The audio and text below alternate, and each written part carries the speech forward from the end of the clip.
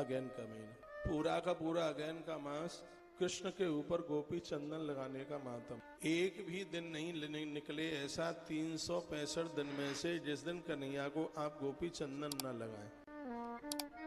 ना हो तो हमसे ले जाना ओरिजिनल असली, लेकिन पूरा महीना भर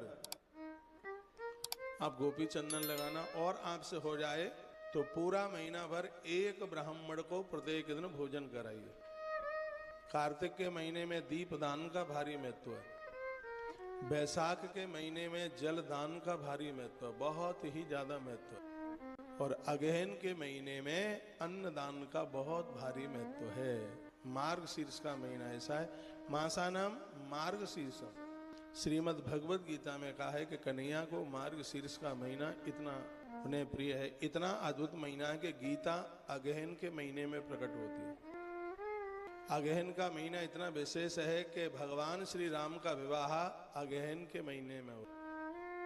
अगहन का महीना इतना विशेष है कि वृंदावन में ठाकुर बांके बिहारी भी अगहन के महीने में प्रकट होते हैं। तो यह मार्गशीर्ष का महीना बहुत अद्भुत।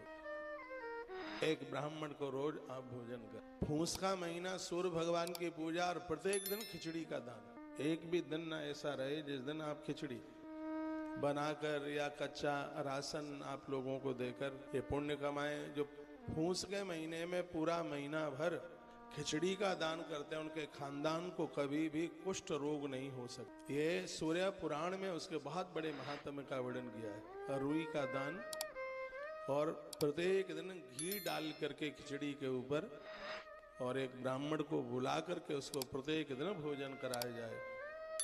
तो फूस के महीने का बहुत भारी बहुत बड़ा महात्म्य है।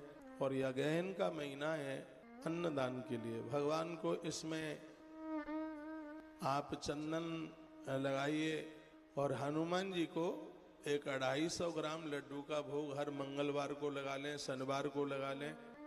पूरे के पूरा का पूरा महीना भर आप लगा लें। और इसमें आंवले के नीचे, अगहन के महीने में आंवले के नीचे घी का दिया जलाने का बहुत भारी महत्व है, बहुत बड़ी महिमा है। ये तो मैंने पिछले काल में समय में भी वीडियो डाली है।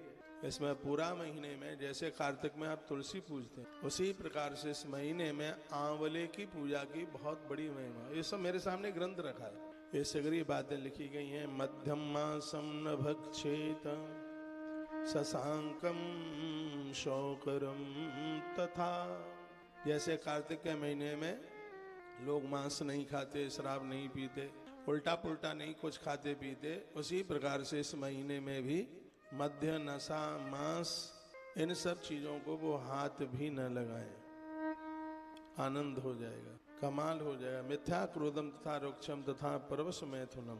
कोई भी आप अनुष्ठान करते हैं तो उसमें संयमित रहना होता है, क्रोध नहीं किया जाता। बहुत आनंद की बात कही गई है।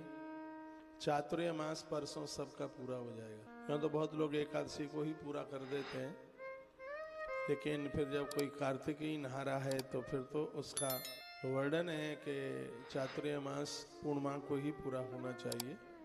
तो सर्व पाप विनिर्मुक्तो विष्णु लोकम सगच्छति हरऊ सुप्त विशेषेण हरे नाम पठन जपम। चाहे कार्तिक का महीना चाहे अगहन का महीना है, उनके सभी पाप समाप्त हो जाते हैं जो भगवान से जुड़ करके रहते हैं। और विष्णु लोकम सगच्छति, अंत में वह लोग भगवान विष्णु के लोक में जाते हैं।